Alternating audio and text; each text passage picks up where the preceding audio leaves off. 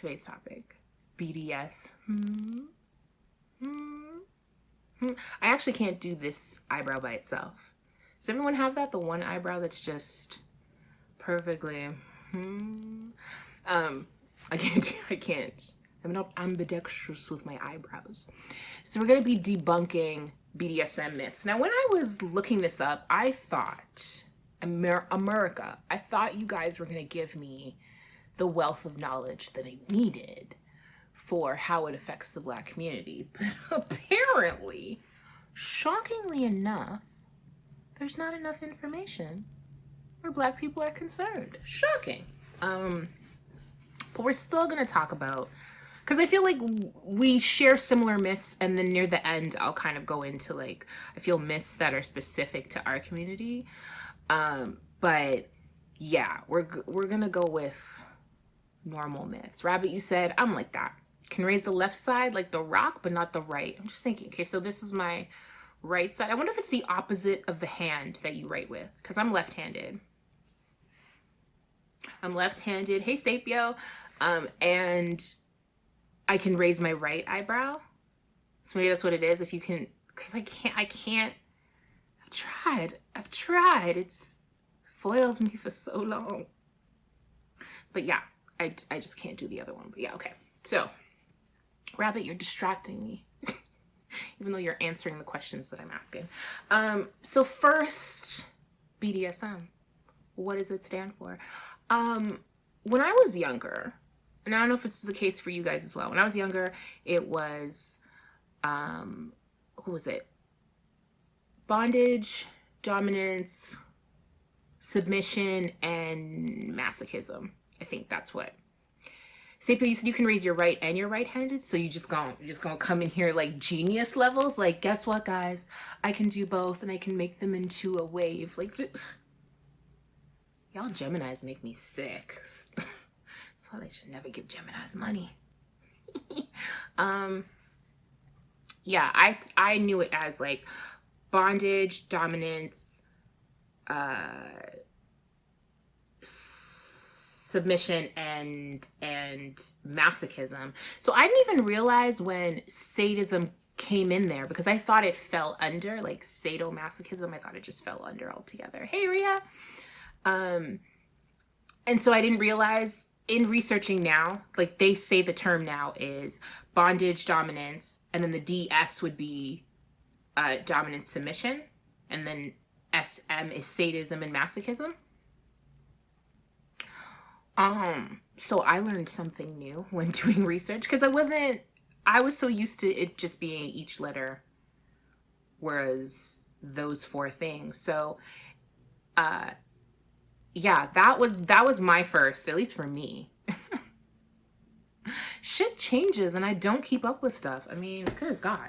So, BDSM stands for bondage, dominance, submission, sadism, and masochism. And one of the articles I was looking at said it's a kinky sexual experience that can range from a one-hit wonder to a lifelong experimentation. Hey, Notorious Ed. We're just talking about the definition of BDSM. Sapio, you said, yeah, each letter has a term. When I first came into it, yeah, it was like just B, D, S, M. And bitch, if you don't understand any of these, ask your local bartender. Like, especially when I went to parties, it was like there was somebody that would explain things for you in a non-judgmental way. So that's what I was used to. I didn't even know that now. Like, if y'all had told me that I could have had a chart, like I could have made a PowerPoint chart, I would have been really excited. But that wasn't happening back in my day. But now you can make a PowerPoint chart. Hey, it's green. I really waved. I didn't push wave. I waved my hand to you. I went old school.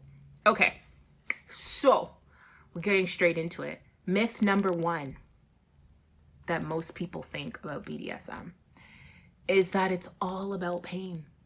The only reason anyone could like this stuff is that they actually like pain. And usually when you waved back because you're just as nerdy as I am. Hi. I'm that person that, like, waves to people and then realizes they weren't waving to me. And then I have a split thought of like, but you knew you didn't know them. But what if I did? What if I did? Like, I'm that person. I wave and then I'm like, huh?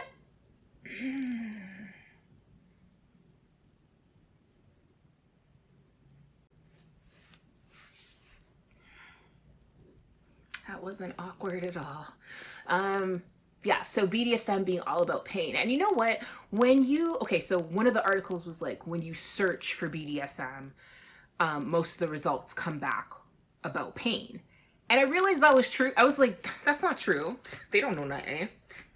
I'm about to type it. Google. Okay, 1, 2, 3, 4. I guess they're relatively accurate. But yeah, most people think that all it has to do with is pain.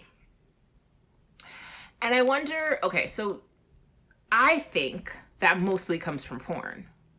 But what do you guys think it comes from that people think BDSM is pain? Porn or media in general? Because, watching movies, you would think everyone ends up in like a dungeon and there's possibly leather and red walls. Red and black always.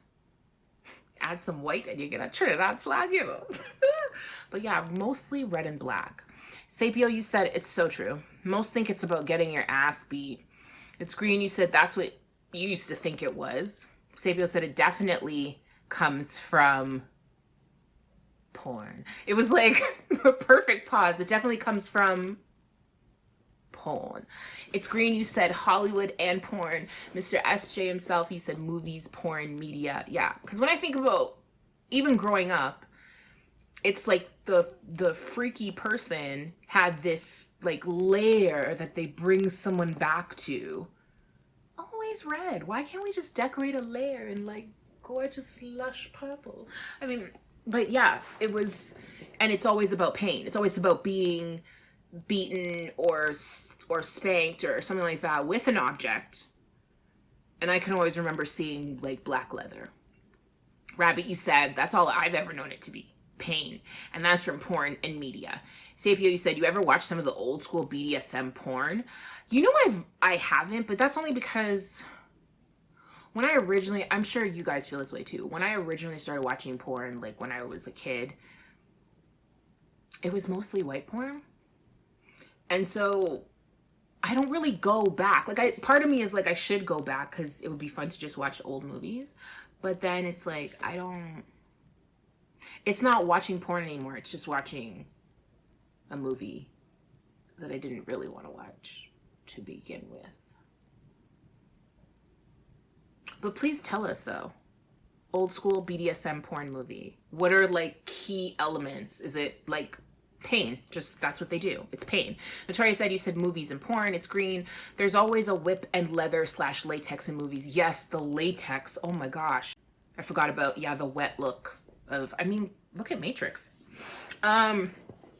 Even though, yes, it wasn't supposed to be BDSM, but it's supposed to be, especially when they're trying to show this like futuristic world where there is no color or gender, sizes, and we all look exactly the same, but the government's still corrupt, and yeah, white people still hate you. Like, normal futures. Sapio, you said old school BDSM porn had a lot of spanking and pinching and painful experiences. So I guess it's really what most people know. But the thing about BDSM that for those of us who know and for people who don't know, being lightly tickled with a feather while blindfolded is BDSM.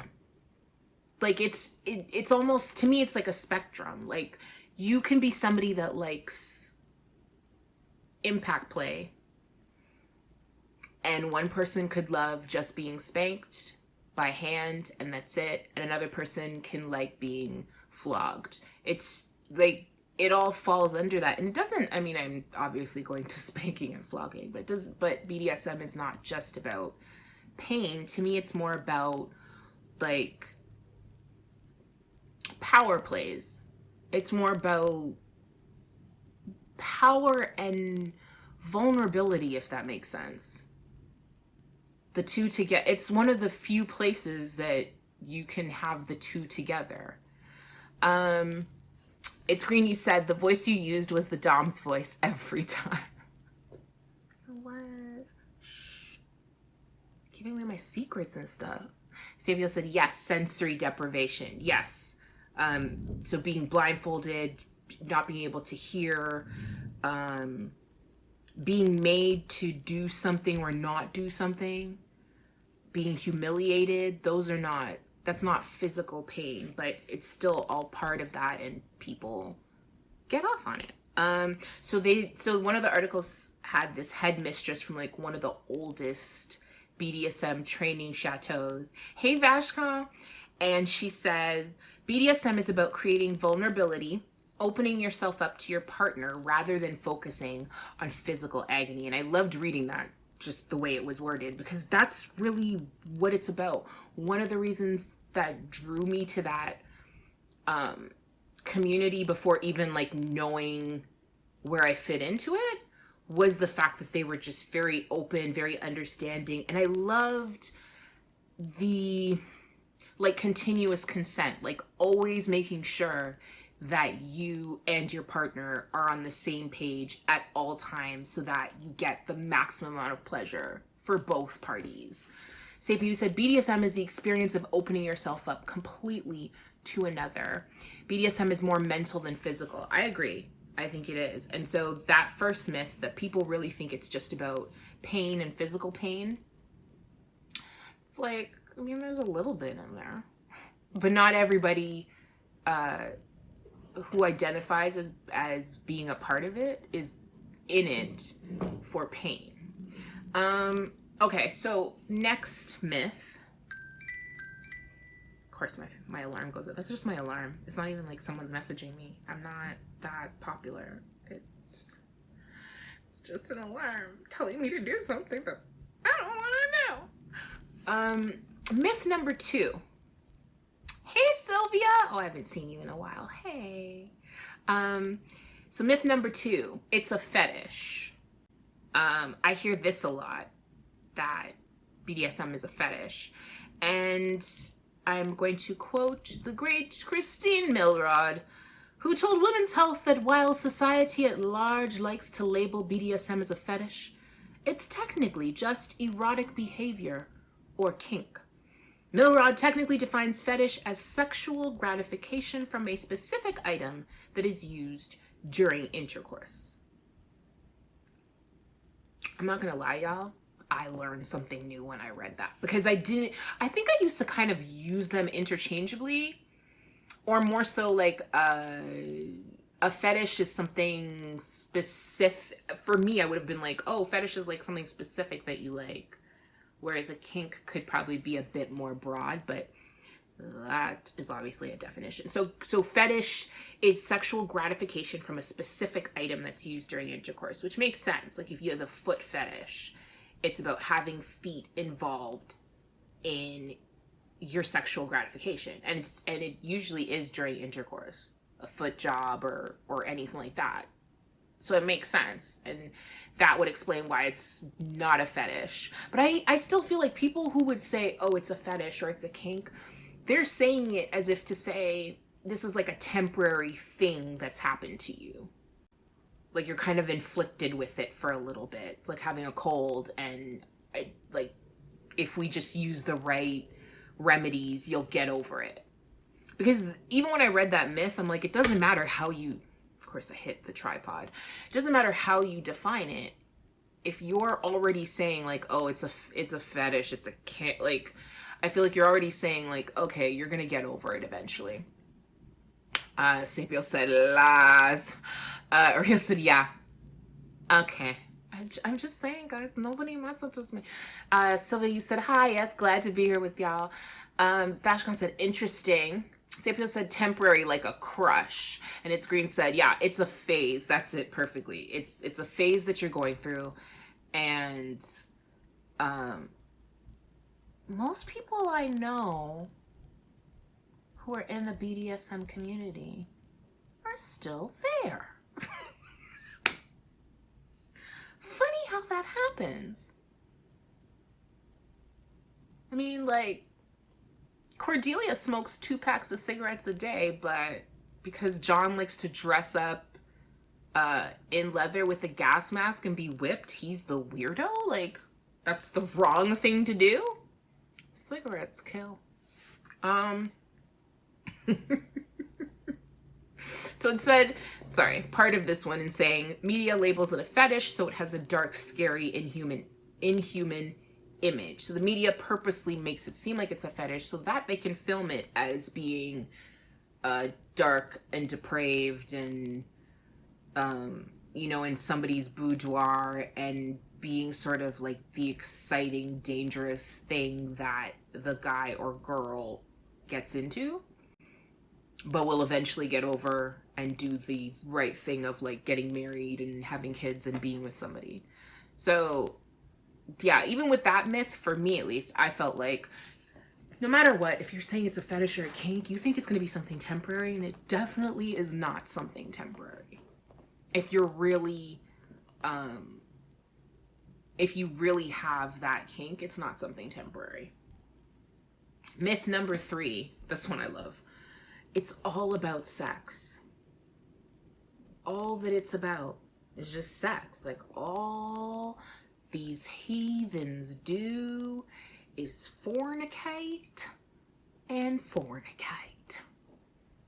White power. I really did sound like Clayton Bixby, though. It was in my head, so I had to say it afterwards because I felt very Clayton Bixby-ish.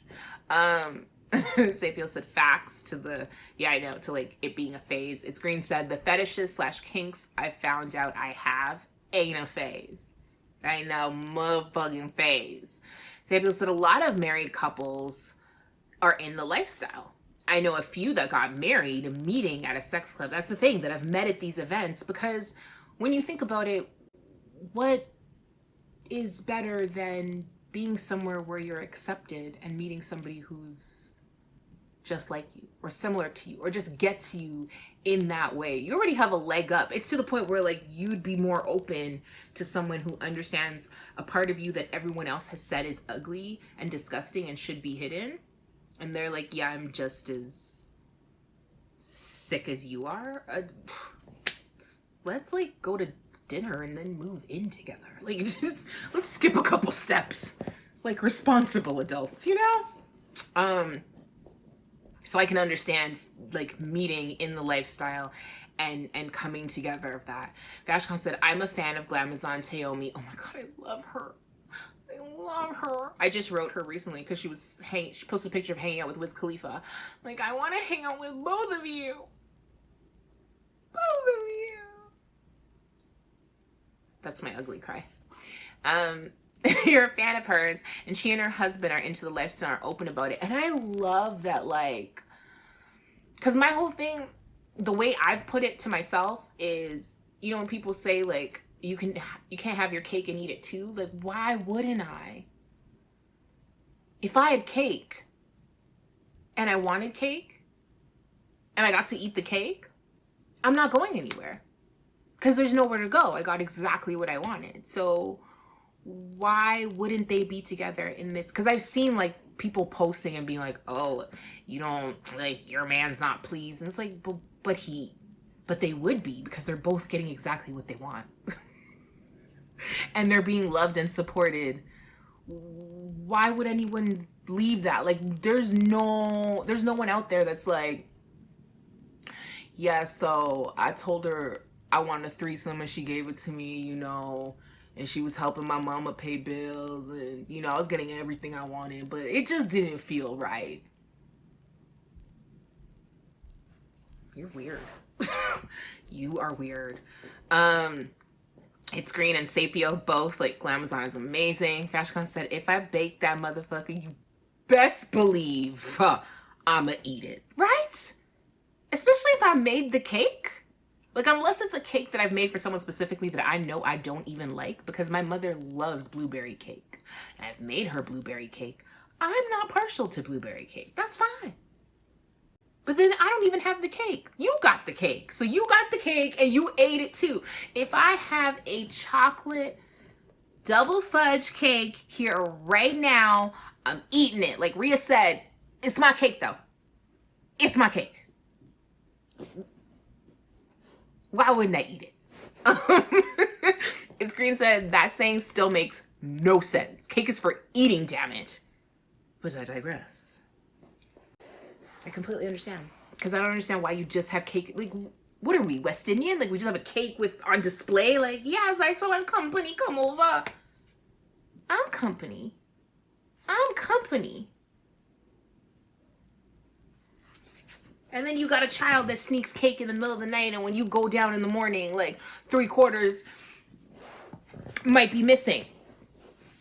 You know, and then she wakes up with chocolate on her pillow that she thinks is shit. Makes absolutely no sense, because why would shit be on her pillow? And she falls off the bed. Stuff like that could be prevented if you just let her eat the cake. I'm just saying, you know. Give me my cake, Safio said. So he said, when it comes to my kink, it's part of my sexual lifestyle. I can never describe my kink as a fetish. I do have one fetish, though. Girls, we're not telling. Unless they ask more than once. We're not telling them. But I understand what you mean. I understand. Yeah, it's true. It's that, and I think that's why it's a sexual lifestyle. When you realize that, for me, it was like when I realized I know I like something, so I'm learning a little bit more about myself, being more in tune with who I am. And then I find people who like it too and don't judge me whether I'm black, female, like none of that matters. Why would I leave that? Why would I leave? Why would I leave chocolate double fudge cake? Crazy. Okay. So for the myth, it's all about sex.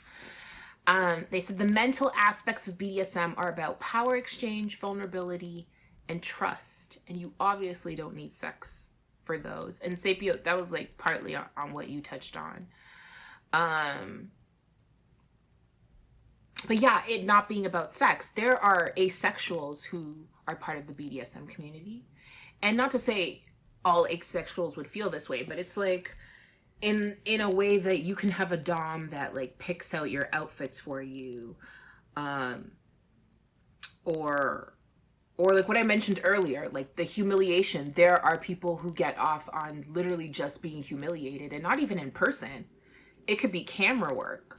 Like it could be cam work of humiliating them and degrading them, and they get off on that, or they you know, log off and masturbate and are thinking about when they were humiliated, and no intercourse actually happened. So that myth is stupid. That is my professional opinion. I went to university. I went to class sometimes. And so my professional opinion is that they are stupid. STOOPID. Stupid.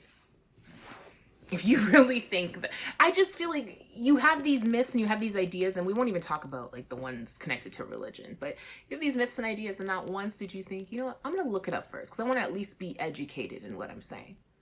Educated, but no. It's Green. You said trust is a huge part of it. I mean, it has to be, because hello, you're about to tie me up and possibly like rig me to the ceiling. I have to have a little trust. just a little bit. Like, stupid. It's Green, you know. Rosie Price's voice, it really is. Like, absolutely, trust and respect is a major aspect. Sapio said, educate yourself. Educate. If you want to be smart, it's spelled SMRT. If you want to be smart, you will educate yourself. Especially since I just feel like anything that can get you pussy, like, wouldn't you at least try?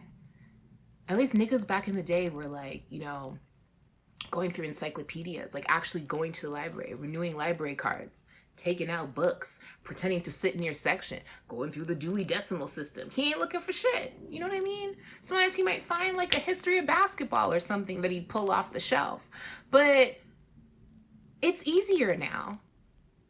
You could just go to Google. You go to Yahoo.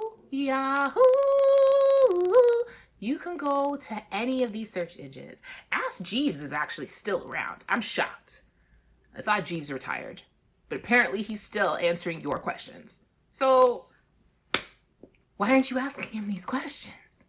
Why are you asking him stuff like, how many times has somebody died from a hot dog? Like, the amount of things that Google wants to continue my sentence to, I'm like,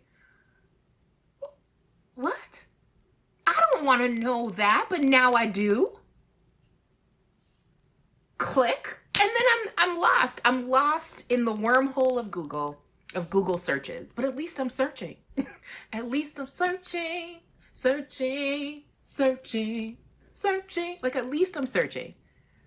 People don't want to educate themselves. I feel you, Sapia. The Dewey Decimal System. In case you hadn't noticed, y'all, I was a library nerd. I was a total bookworm. I was the type to stay in the library and get kicked out of the library because it was closing. And then eventually volunteered to work at the library because I just thought it was the most magical place in the world. Why wouldn't I want to work there? Kind of wanted to live there too, but I think that more had to do with Fraggle Rock because I was convinced that there might have been a hole somewhere in the library that would have gotten me to Fraggle Rock. It wasn't until later that I realized that hole was probably for mice.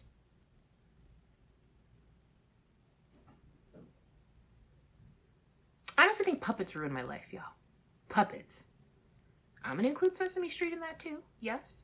Ruined my life. I looked for holes as a kid to go to Fraggle Rock. Really think about that. To go to Fraggle Rock. Like, not once did I think, oh, that hole is there for a mouse. No. Fraggle Rock. It's green. You said I learned so much from Real Sex on HBO. See, and we didn't have, here in Canada, we didn't have HBO access till I was, I want to say high schoolish, university-ish, down Fraggle Rock. Like, it's green, you know, like it just. And the thing is, so many fantasy worlds were for you going into a hole. Like Alice, with her bored ass self that didn't do no fucking chores, fell into a hole. Took some mushrooms, I'm convinced. Don't even try to tell me that wasn't about drugs. And, you know, followed a rabbit. Fucked a queen's whole day up. You know, queen was just there trying to play a game. Trying to really get her mind right. And this little child just coming here like, what is all of this?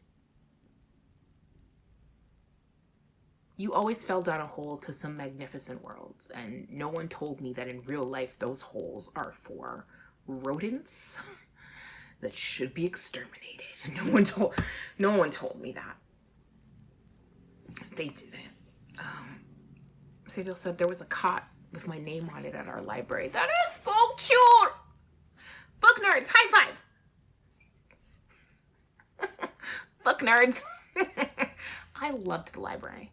Like, my library card was like used. Like, at one point it started to fall apart, and then I got it replaced. And then I got access to the laminating machine. Oh God, I was. Oh, tell me about laminate. Like, between my library card and my Blockbuster card, oh, my Velcro wallet, I opened that a lot. Yeah, couldn't open a Velcro wallet in secret, that's for sure. Hey Gemini rule, oh wait, you feel my hotline bling bling. It really is, watch, I'm gonna show you guys next time. It really is just my alarm. It's my alarm. Ain't nobody checking. It's green, so the fantasy always starts with a whole stay woke. I wish someone had told me though when I was like 9 and 14 and 22. We're not gonna talk about the stories. I'm just gonna say I wish people had told me that those holes, or like sewers were supposed to lead to one, interesting chemical spills, and 2 Ninja Turtles. They liked pizza like I did. Like, why wouldn't I want to chill in a subway tunnel with Ninja Turtles? I was even going to overlook the fact that every subway tunnel always had dripping water. There's always dripping water in these tunnels.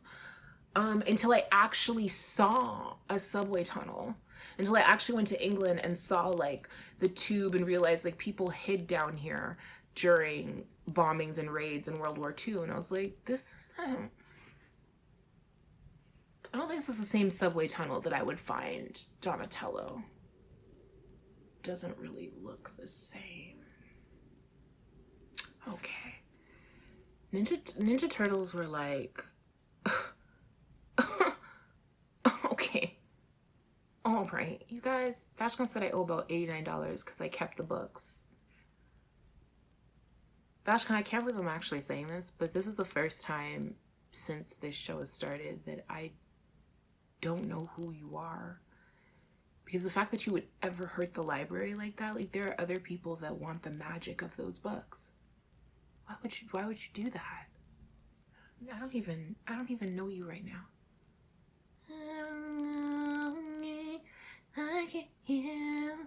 I don't know you right now. And I'm a little hurt. Vashkon said, I wish I was the size of Chippendale Rescue Rangers. Oh my god, do you know I still know that entire song? Sometimes some crimes go slipping through the cracks, but these 2 gumshoes are kicking up the facts. There's no case too big, no case too small. When you need help, just call Chippendales. I know the whole song. So when I tell you guys that I could have been an astrophysicist, but there's too many lyrics in my head, it also includes cartoon theme songs. Okay. Back to the topic at hand. Okay. So we got to myth 3. So far we have it's all about pain. It's a fetish. It's all about sex. And now myth number 4. Women are always submissive. I actually read it, and I did what I call the Kimmy cackle. Like, my best friend, his name is Kimmy, and she does this cackle. It's just like, I'm sorry, what'd you just say? Just like that. That's what she'll do. And I read women are always submissive. Bitch, where? Like, what? Oh, hello. That don't make no sense, right? Vashkon said I shared the books with my friends, though. I mean, but what about little Billy, whose mom works double shifts, and she can't afford to send him to the movies with his friends, so he goes to the library, and he hears all about this great book, and he looks it up in the Dewey Decimal System, and it's in the 800 section, and he goes there to the 800 section, and he scrolls past, and he can't find it. So he scrolls before, and he can't find it. And his life isn't ruined, but he's just a little more disappointed than he was before. It's like Billy's white privilege was here, and now it's here, you know? Did you think about that, Vashkon? Did you think about that? I'm thrown by I didn't know the people watching this show were just so selfish like Vashkon. I'm joking. I'm so sorry, I'm joking. Sapio said, so side note, Wonder Woman creator was heavily into BDSM. That's where the rope came from. That's what I heard. I actually heard that. And even just her outfit, like the cuffs and her whole outfit. And plus, you know, y'all Americans always gotta put your flag up and everything. Like, everybody gotta be in red and blue? Why can't you just embrace the purple? I'm just saying. Okay. Rhea said, yeah, there's a movie about it on Hulu, I think. Ooh. If you know the name of the movie, please tell me, because I have... Wait, do I have Hulu? No, I don't have Hulu. Do I have Hulu? Hulu? I don't know, but let me know the name of it. It's green, so my mind was blown when I found out about Wonder Woman. Rhea said he was poly Wonder Woman. Is tech the combined features of both his... It was 2 lovers that he combined together to make Wonder Woman? Cinnabons, I read about it years ago, but they do have the movie out on Hulu. Okay, so Cinnabons. The white kids never went to the library. They bought all the books from the catalogs in school. Fine, Vashcon, but like, Billy could have been biracial, okay?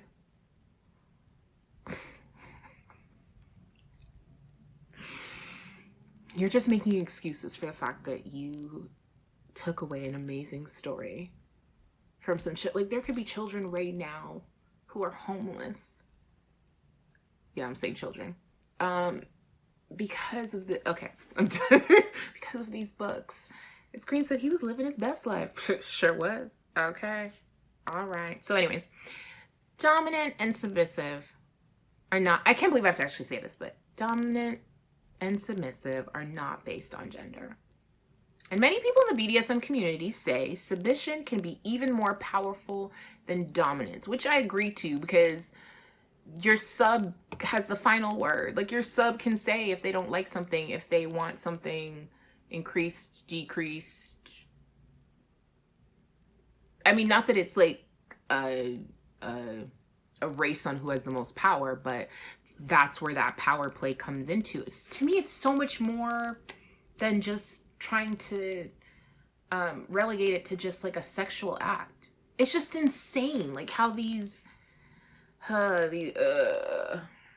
myths just bother me. It's like right, that's I told you guys my bother spot is like right there.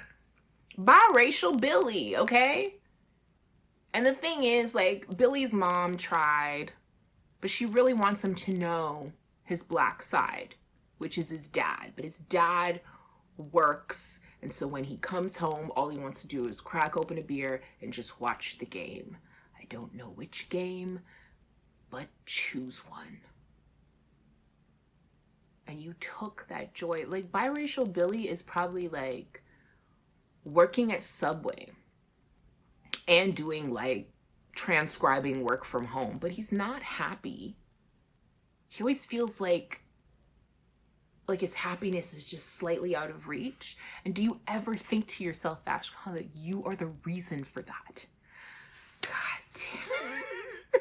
Mr. SJ himself, you said, yes, there is strength in submission. There is extreme strength in submission. And they don't call the shots, but yeah, it's interesting that people think, one, that women are, well, not interesting, but because we know where it comes from, but that women are all submissive, and that I think that's also why I get angry with people who will call themselves doms, but they're just like, I don't know, they watched 50 Shades of Grey or something like that, and they think it means to be mean and controlling. Yeah, mean and controlling. From like, and I meet a lot of black guys like that, and that, it always fascinates me because I think most of them have not watched 50 Shades of Grey. So where are we getting it from? Where are black men who are not educating themselves, black women maybe too, I've never experienced it, but black women who are also not educating themselves, where are they getting this view that like a dom is somebody who's going to be really mean to me and talk down to me, not in a way that like I've consented to whatsoever, and a sub is a person that's just going to take that no matter what? Where did black people get this idea from? Did we also get it from Hollywood? It's Screen? Because you're saying Hollywood. I'm trying to think, and the thing is, I don't know many black films with that theme in it, even mainstream ones. Yeah, I can't really think of, Vashcon, you also said Hollywood. So what would you guys see as examples of that in Hollywood for us as a black community? Mr. SJ himself, you said porn. So even black porn, we got this idea that, yeah, I can see that. That we get this idea that a dom is a black guy who is like hyper masculine and is just going to be mean and degrading, and the woman is just going to take it. Rhea said definitely Hollywood / porn, I'd say. It's Green, you said there's a scene in American Pie where she turned out to be a dom.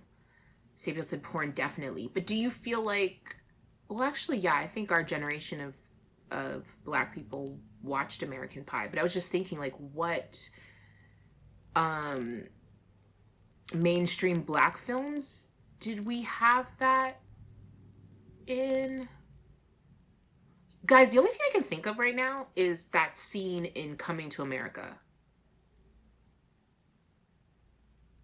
But that was just her having fake stuff. But the room, it's like when I'm thinking of the room itself felt like a boot. I know we have images of like, even when we do period pieces, I feel black media, we have images of like the side woman or the, you know, the singer that everybody desires. That temptress is always in a boudoir. She always has like a scene in a change room in her robe or something, like half naked, decorated in pink or white or red.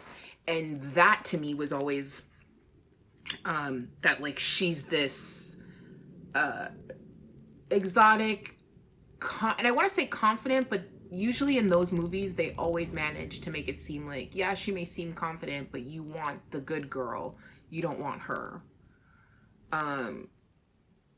because she's just a man eater. That's not who you want. But to try and think of like an actual BDSM scene in the way that we see it in white media, I can't picture that. And it could just be that I'm just not thinking of those things. So Vashkon, you said there wasn't any black mainstream stuff. It was mostly white movies, and white media is usually the standard. I agree. Sylvia, you said absolutely. For me, it's more than just sex too, because I have a very dominant personality and lifestyle. So when it comes to intimacy or any type of ship with my partner, I want to relinquish control. And you actually touched on something that they talk about. See, it's my alarm, guys. Alarm. Yeah, just something that I'm going to talk about later, in how people think that, like, another myth is they think, oh, well, you're dominant in real life, so you must be dominant if you identify with BDSM. And usually it's sometimes it's the same, but not all the time. There can be a lot of people who identify as maybe being dominant in their career or personal life, like with family, but when it comes to sex, like you said, they just want to relinquish control.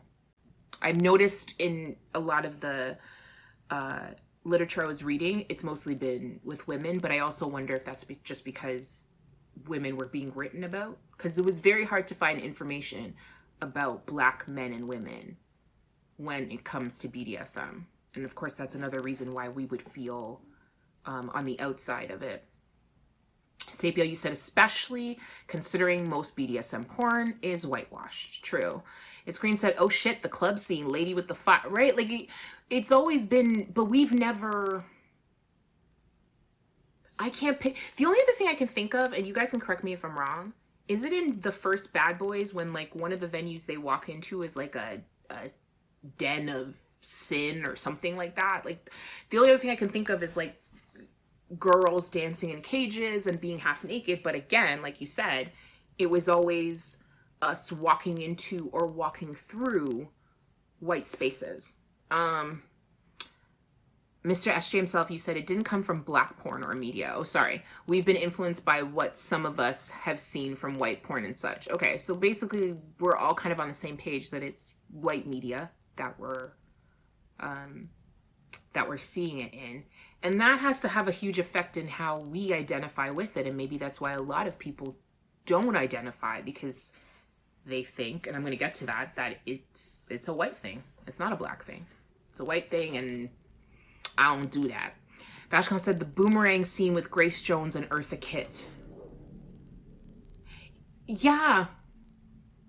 Yeah, and that idea of this, like, I feel like black people, we went more into like this seductress, not necessarily but then I guess seductress could fall, yeah, because she was always a little bit more dominant. She might have a whip, definitely leather or latex. but a very confident and slightly overbearing person, because it was always like a woman that would not take no for an answer. And the main character definitely didn't want her, or she was a distraction from the main, like the protagonist's like love interest. Sapio, you said now that more of us are depicted in BDSM porn, you see a lot more passion. Ria said, LOL, those people have never encountered switches, right? Like, Mr. SJ himself said that was just a nightclub in Bad Boys. But even the nightclub was like, am I wrong? Wasn't it like even the music they'll use and just the atmosphere you're trying to give me, you're going to play like really heavy metal. So I'm going to think, oh my God, it's like, it's hedonism. Like you're going to hell if you're in this environment. Sabio said, growing up, you heard folks say, oh, white folks do that. Exactly. And so, okay, so there was a thing that they said that was like, besides, never forget that these are temporary shapeable roles and you can redefine them at any time. Like, I agree about you can redefine them, but I don't think that they're temporary roles, because there are some people that, I mean, yes, switches, I don't think it's temporary, but they just realize that they identify as both. But if you identify as dominant, chances are you stay dominant. Not all the time, but chances are you stay dominant. It's not really something where you're like, oh yeah, I think I changed my mind. Oh, I think I'll change my mind tomorrow. Oh, I think I'll try. That's not usually going to happen. But the redefining at any time, I do love the BDSM community for that, because it really, like, all they would ever push is consent and being safe and comfortable. So myth number 5 was it's violent towards women. And like I said, the motto for BDSM is safe, sane, and consensual. Again, my alarm. Safe, sane, and consensual. So like the way I saw it, because I was thinking like, how would I put it into context for myself? But it's kind of like being blindfolded. You could be blindfolded against your will, and that's scary as fuck. Like you're being kidnapped. But then telling somebody that you want to be blindfolded, because that takes away the sense of sight and heightens your other senses and makes your sexual experience even better. That's excitement. Like you're not scared anymore. You're excited by what's about to happen. Whereas in the other situation, you are terrified that you don't know what's going to happen. So to me, the difference between those two is consent, is saying that you're okay with that. The fact that with almost anything, people have safe words. I remember even when I would go to clubs when I was younger, even if I wasn't doing anything, and I forgot the term that they would use, but just sort of being a voyeur and walking on the outskirts of everything, they still would tell you to come up with a safe word just in case you do start something with somebody, because you want to know that there is at least something to give you that comfort of you're always in control. Even when you relinquish control, you're always in control. Like it's just oddly comforting compared to most of us, like being Black men and women, not even being given the proper sexual education or the education of like our reproductive organs, our bodies, our opposite genders' bodies. If you are into heteronormative relationships, then it's like, as women, we're not taught about Black men's bodies and what you go through, and vice versa. So yeah, it's very comforting to be in a situation where it's like, no, we know what's happening always at every given moment. And if we don't, it's okay to speak up. It's okay to say that you're not okay with this. Especially for women. Not saying that men don't feel that too, but especially for women. Vashkani said, when I was younger, BDSM meant chains and whips, and we automatically shut that down because it was related to a slavery fetish. We're going to talk about that too. And it's Green said that's the reason I stayed away. And that's the thing, when I was looking at the Black myths of like, it's a white people thing, even just typing that in, like trying to figure out, okay, BDSM in the Black community, 90% of the articles I got were about race play, which is interesting to me because I had never identified it with that. But I guess, especially if you got into it early on, people did use the term slave and master a lot. For me, I never heard it. I never really heard it like that. Um, it was more servant and mister or mistress, but yeah, I never had anybody. I mean, I've never been put in a position where I was like submissive in that way. But yeah, I've never been. So I can understand people feeling that way because I read an article with this girl who, she was like getting into BDSM and just trying to figure out if she actually did like anything. And she meets this white guy, and in the middle of the act, he's just like, call me master. And she's like, hell to the no. But she did appreciate the fact that she was able to tell him no. She was able to explain why. He apologized because he was like, he goes, unfortunately, I don't grow up with having like the history of slavery in my conscious 24/7, so I can disassociate from that word, but I understand you not being able to. And she said she at least loved the understanding because she didn't feel she would have gotten that from vanilla sex with someone else. Another girl mentioned that she was with somebody and they liked, I think they had a fetish for like degrading somebody. And so she was like, okay, I don't mind being called, you know, a slut or a whore or a bitch. But this particular guy suddenly called her a black bitch. And she was like, yeah, I'm done. Stuff like that. The stuff like that I can understand being wary about. Because if a, ooh, and I think that's why, at least for me, I always felt like because I couldn't find spaces necessarily where, well, at least with myself being bisexual, I did find many queer, like black female spaces to explore BDSM, but black male spaces was hard to come by. And yet that's what I gravitated towards. I didn't really think of it as like, oh yeah, if I am feeling submissive, I not even thinking of having a white male dom. I don't even think of that. So even the situations that these women, and not judging them, the situations that they got into, I was like, I wouldn't even have gotten into that situation because I'm not meeting with white boy dom. Like, I'm not. Dom Perignon? No. Not even trying to meet with him right now.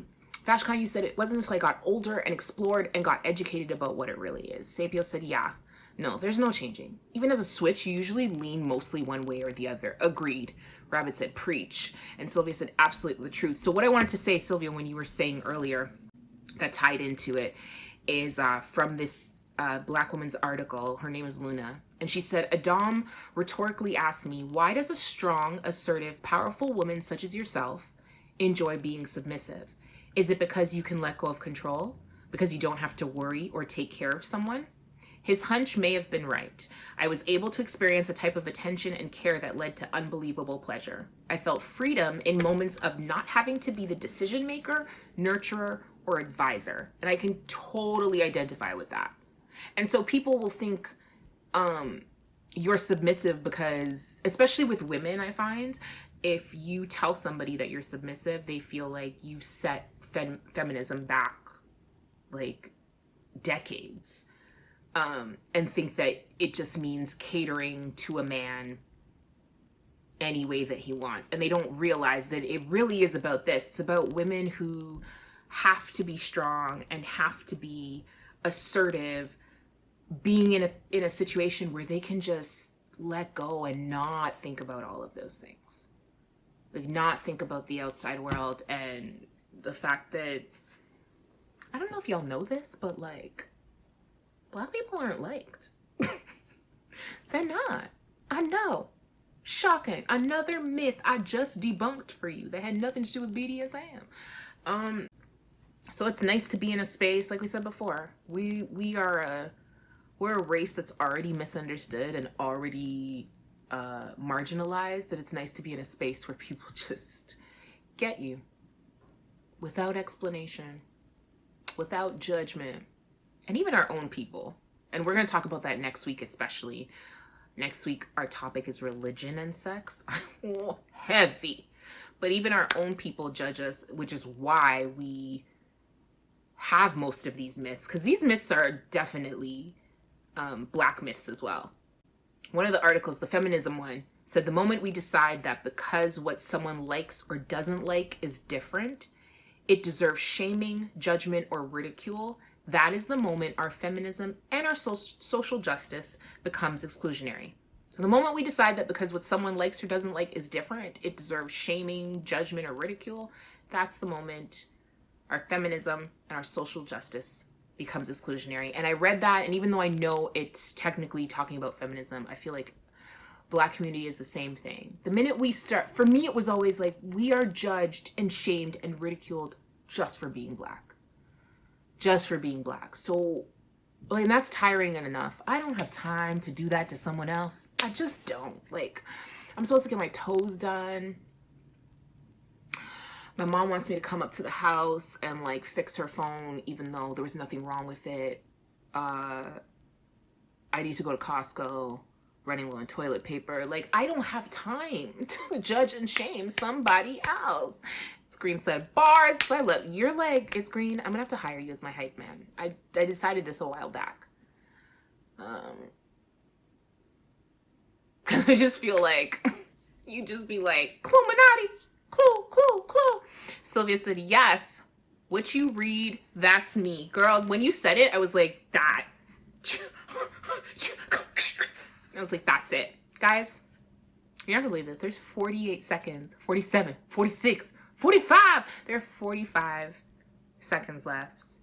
And this was an awesome shit. Y'all, I love talking to y'all. Y'all are just, because Sylvia, that's how I felt. It's not about all these myths. I'm like, why have myths when you can just find out yourself? Find out yourself and you'll be better for it. White power. I need to stop quoting Dave Chappelle. Do you see how amazing he is, that it's still relevant? Thank you guys for tuning in. I love y'all. I really do. Got a thug all emotional.